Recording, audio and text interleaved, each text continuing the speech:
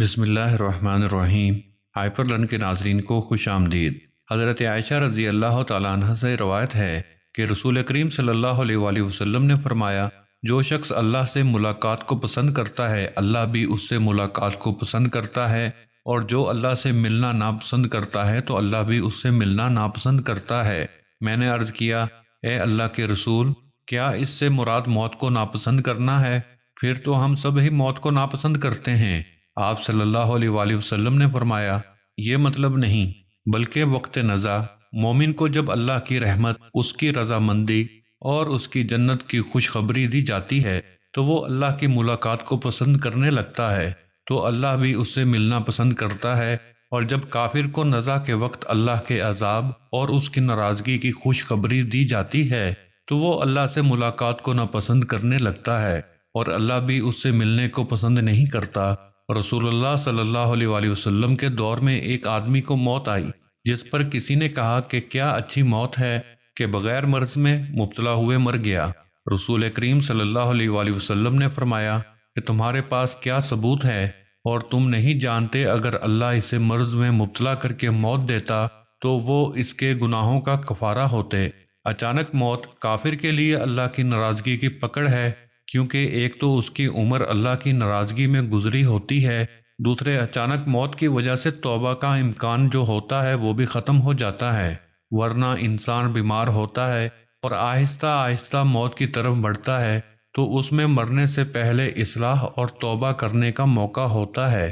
البتہ اللہ کے اطاعت گزار مومن کا معاملہ اس کے برعکس ہوتا ہے، وہ تو موت کے لیے ہر وقت تیار رہتا ہے اور اس کی زندگی کا ہر لمحہ اللہ کی اطاعت میں گزر رہا ہوتا ہے، اس لیے اس کی اچانک موت اللہ کی طرف سے ناراضگی نہیں بلکہ اس کے رفع درجات کا باعث ہوتی ہے۔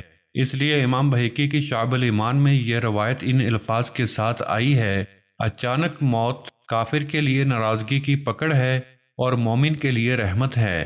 حضرت عبداللہ بن مسعود سے روایت ہے کہ جناب رسول اللہ صلی اللہ علیہ وآلہ وسلم نے فرمایا، ہر پیدا ہونے والے بچے کی ناف میں مٹی کا وہ ذرہ ہوتا ہے جس سے اس کی پیدائش ہوئی ہے، پھر ایک وقت آتا ہے کہ انسان ارذل عمر بڑھاپے کی طرف لوٹا دیا جاتا ہے، پھر موت اسے آ لیتی ہے اور وہ اسی میں دفن ہوتا ہے جس سے اس کی پیدائش ہوئی تھی، اور میں محمد رسول اللہ صلی اللہ علیہ وآلہ وسلم اور ابو بکر اور عمر کی پیدائش ایک ہی مٹی سے ہوئی ہے اور اسی میں ہی ہم دفن کیے جائیں گے۔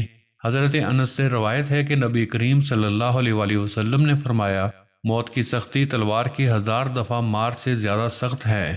عطا بن یسار سے مرسل روایت ہے کہ ملک الموت کی تکلیف تلوار کے 1000 واروں سے زیادہ سخت ہے، اور ہر مومن کی جس وقت وفات ہوتی ہے تو وہ ہر رگ میں اس کی تکلیف الگ الگ محسوس کرتا ہے۔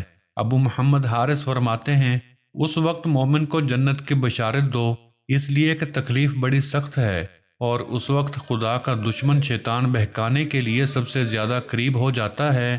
ایک حدیث میں ہے کہ قبض روح کی کم سے کم تکلیف بھی تلوار کے 100 واروں کے برابر ہے۔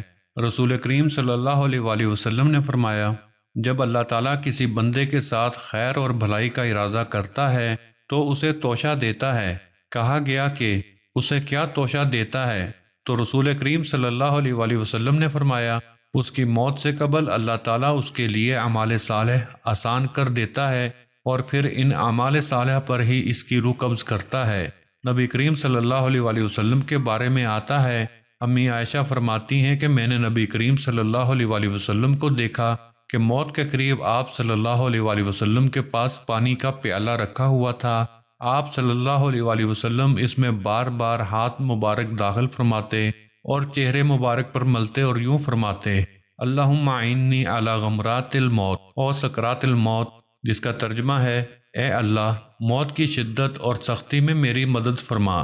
یہ دعا ہمیں بھی یاد کرنی چاہیے، موت کا تو کوئی نہیں پتا کہ کس وقت آ جائے۔ اس دعا کو ہم یاد کرتے رہیں تاکہ جب اپنے اوپر موت کا معاملہ پیش آئے تو اس دعا کو ہم پڑھتے رہیں، یہ سنت ہے۔ اللہ تعالیٰ اپنی رحمت سے ہمیں یہ عطا فرمائے کہ موت کے قریب یہ مسنون دعا پڑھنے والے بن جائیں، اللہم اغفر لی وارحمنی والحقنی بالرفیق۔ حضرت عبد الرحمن سے روایت ہے کہ میں حضرت عبداللہ بن عمر رضی اللہ تعالیٰ عنہ کے پاس پہنچا وہ کعبہ کے سائے میں بیٹھے تھے اور لوگ ان کے ارد گرد جمع تھے۔ میں نے انہیں فرماتے سنا کہ ایک دفعہ ہم رسول کریم صلی اللہ علیہ وآلہ وسلم کے ساتھ سفر میں تھے۔ ہم ایک منزل میں اترے۔